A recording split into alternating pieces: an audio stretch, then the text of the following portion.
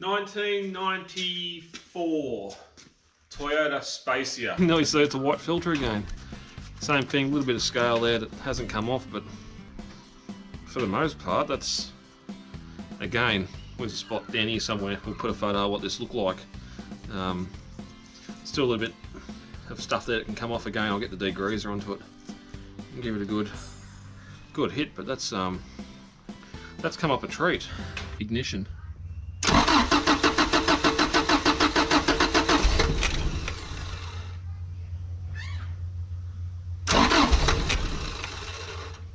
Come on.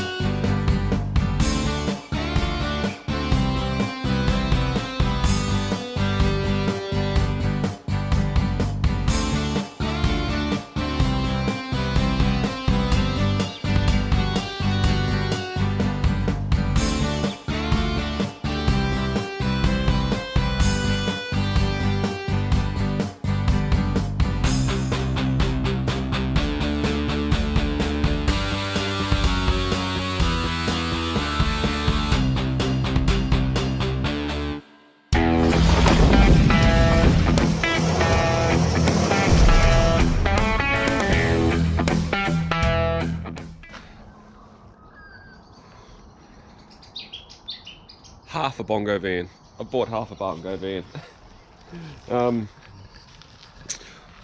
Sort of looking at getting back into a caravan again, and didn't want to be spending COVID tax on caravans at the moment. So I was looking at box trailers, and to get a box trailer about this size, you're looking at about $2.5, $3 grand second hand for one.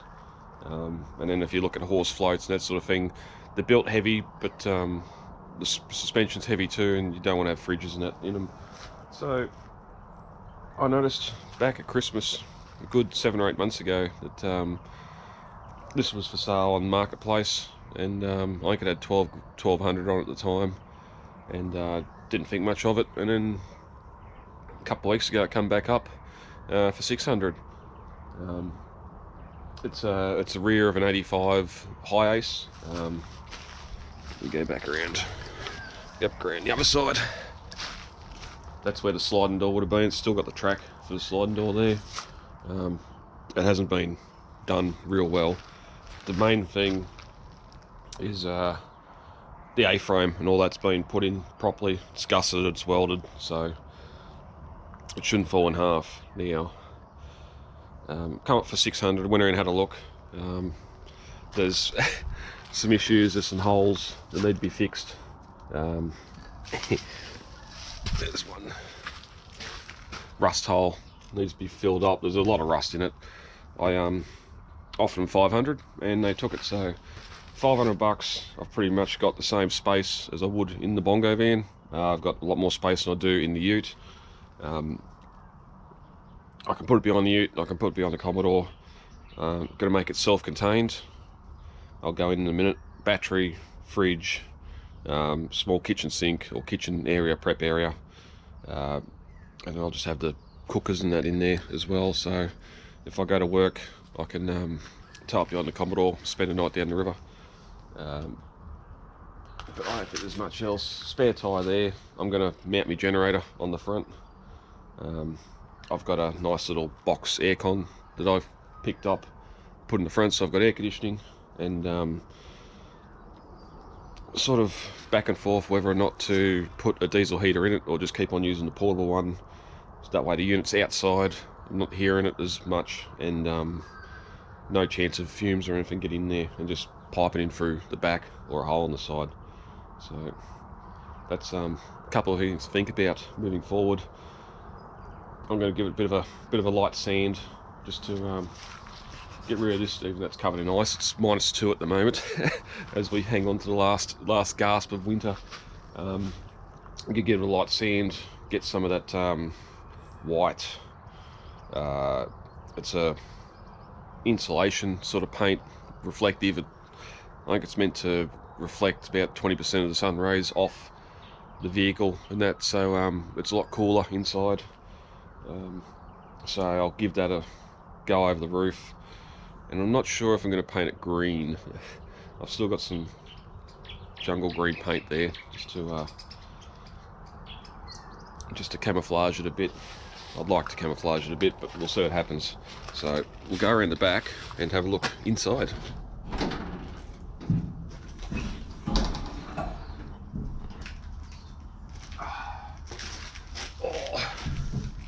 So all the rear door mechanism's still there. The only thing missing is the catch on the bottom. So I'm hoping to find that catch from a wrecker's. The catch is still there too, and the locator's on the side, just so you can use the back door to hold the back door latch to hold the door closed. I've got over centre locks either side, just so you can padlock the back and lock it up. Just again, no one can steal your fridge or anything else. It's going to be a bit of work inside, but I'll show you what I'm up to anyway. So at the moment I've just got this filing cabinet, little light off this filing cabinet that cost me nothing. In the back corner I can put any sort of cooking stuff or outside stuff in there. Top and bottom I'll put a little latch on the side so they stay closed, and I've got it in enough that I can still put a chair or table at the very back here.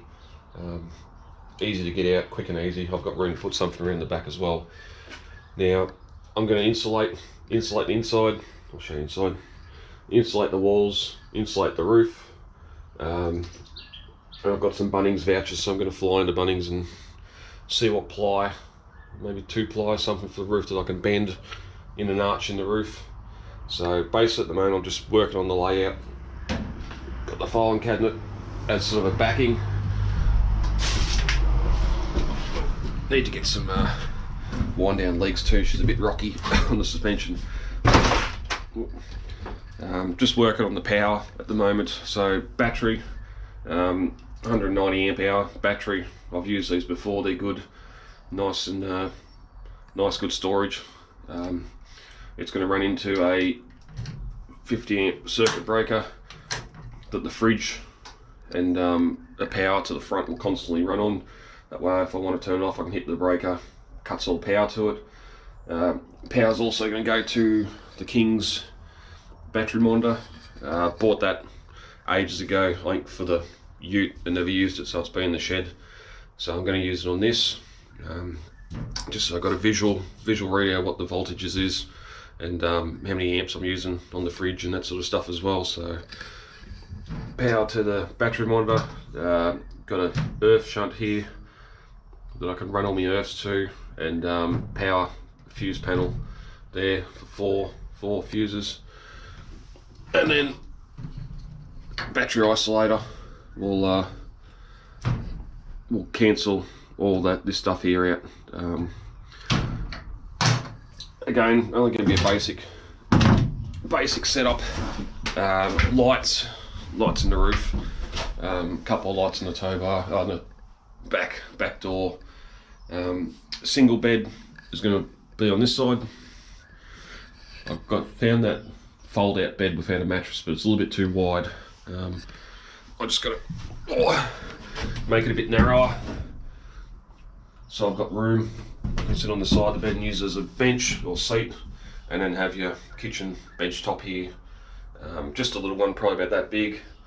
I can put my collapsible sink and everything on if I want to do dishes inside. It'll go out and over the top of that, so I've got that much bench. We'll see what happens. I might, if I can find a actual caravan sink, I might put that in, just so I can have a sink going out to the ground. Yeah. And then there's the front. So you'd have some foot room here under the bench to put your feet. The one pain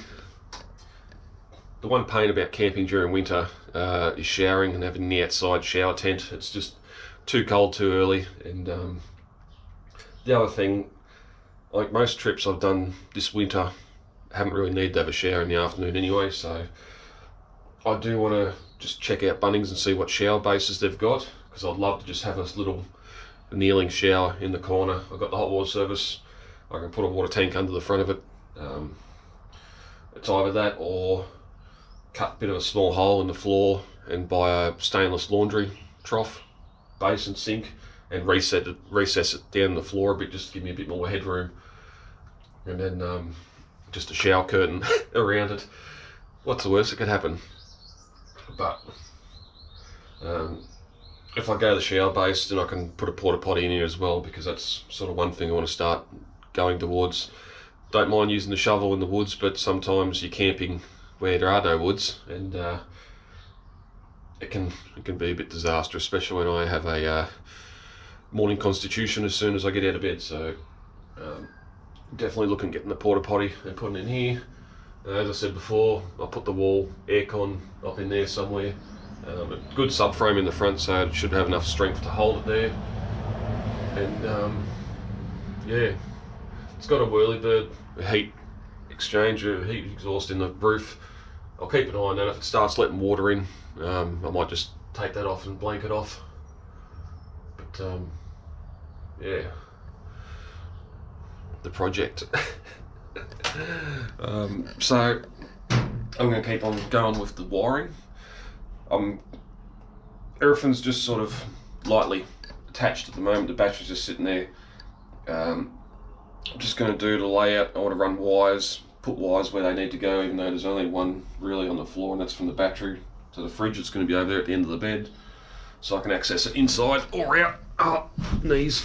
And then once I've got general power laid out under the floor, on the floor, there's some holes in the floor to fill, obviously, and yeah, put some insulation down, a bit of plywood, and then I'll probably just go to the local carpet store and see what second-hand bits of carpet they've got. It's normally a good cheap way to do it. So, bit of a project. Hopefully get to use it before the end of the year. I'll have to check. Me King's swag, King's stretcher might even fit here too. I know it's a bit narrower than a bed. It's just got to be high enough to miss that wheel arch. So we'll see what happens with that in the meantime. Or I can just simply roll the swag out in the ground as well. So not being too fussy, too picky. Or I've got the mattress in the back of the ute. I can take that out and just put it on the ground. Once I get a bit of carpet down, so you're not laying on the cold steel. So yeah, it's definitely a work in progress, but mostly watertight box trailer. It $500. All the electrical stuff, apart from some Anderson plugs I had to buy, I've all had left over from past projects, so really it's not going to cost me too much. As I said before, I'm going to permanently mount the generator on the front, or get a generator box anyway, so the generator's always on the front. I don't know whether just to run an extension lead inside or actually get a proper 15 amp external like shore supply they call it, and put some power points inside or not. We'll see what happens. It's just a river van. I'm not going to be towing it to Cape York or anything like that, so yeah. And it's good, all the existing lights and that work on the back too. They wired them in, so yeah. Get some steel, redo that all the way at the bottom so that hole isn't there, because that's inside the van. Fill that in, fill some holes, and coat of paint and should be alright. So as I said, I'll keep on wiring. I might take some photos of the progress along the way. I'll probably have the one video, maybe two videos of this being built, just because the Bongo van series doesn't get a lot of views. Current progress on the Bongo van is it's still in the shed. I haven't taken it to get a roadworthy yet. Took the radiator and everything out, gave it a good flush. A heap of rust chunks and that coming out of the head, and some of the bottom of the radiator was rusted out as well. Still holding water, but yeah, concerning. And also once I got it all back together and let it run for a little bit to bring it up to temp to see if the thermostat would open, the alternator was starting to squeak a bit in the main bearing on that, so I'm hoping it was just because it got some water in onto the shaft, but most likely it's going to need an alternator at least. So the Bongo van project's sort of on hold at the moment. I've already got Rego. My boat trailer's registered as a homemade white box trailer because it's a modified 6x4, so plates swapped from one to the other. I can only take one trailer at a time. We shouldn't have to pay Rego for 15 trailers, so $45 to register it, no roadworthy, don't have to pay fuel to drive it, and got the same space or more headroom than what I have in the Bongo van. So Woolworths delivery working early on a Sunday morning. I think in the long run, until I either buy a newer van or buy another bus, I think this might be the future of the Bongo van build. Half a Bongo van.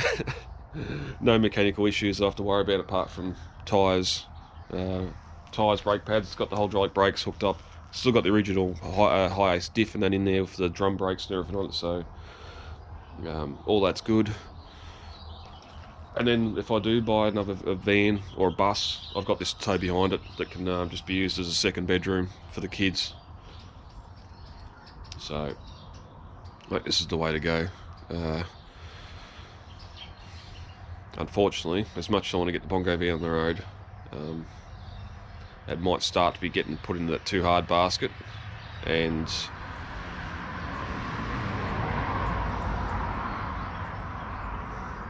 I think I just need to get it roadworthy to see what they pick up on it, to see if it's going to be worth the effort.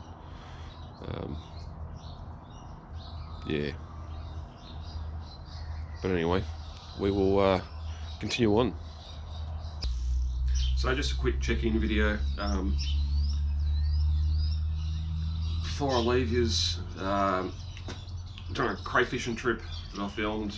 Just need to record some extra stuff for that. Unfortunately, the Murray River is in heavy flood at the moment, so the crayfishing trip will be the next one posted up, probably by the end of, it'll probably be early September.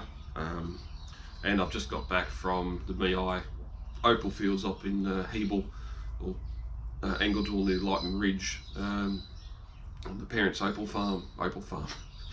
mine up there, going underground 62 feet down a dark hole. So that's probably going to be a 2 or 3 part series, the trip up there, opal hunting.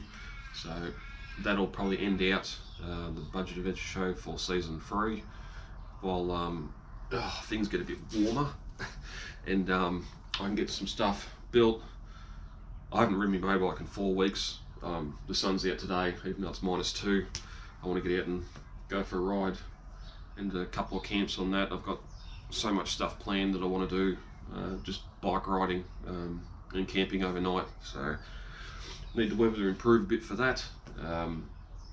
More so just stop raining. The cold I can rug up. That couple of things I want to do on the ute as well. Get this finished and take it out for its first night. We'll see when that is. Might be a bit big to get into me bush camp. I'll have to go somewhere else. So yeah, a couple of new episodes coming along.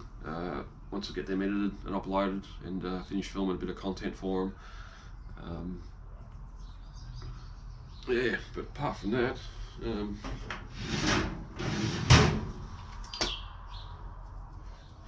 like, subscribe, all that sort of stuff. Tell your friend, phone a friend, and yeah, I'll see you in the next video. Most likely going after Murray crayfish on the Murray River. Excited for that one. There's one of those things you only do once or twice a year. It's a lot of effort to catch crayfish, and a little bit of reward. They do taste nice. I think of it as like a prawn, but not as salty, obviously, because they're freshwater, and not as chewy. A little bit softer meat once you get past the spines, which hurt a lot when you're trying to pick them up, get them out of the net and everything else. So stay tuned for that one, and yeah, thanks for watching, guys.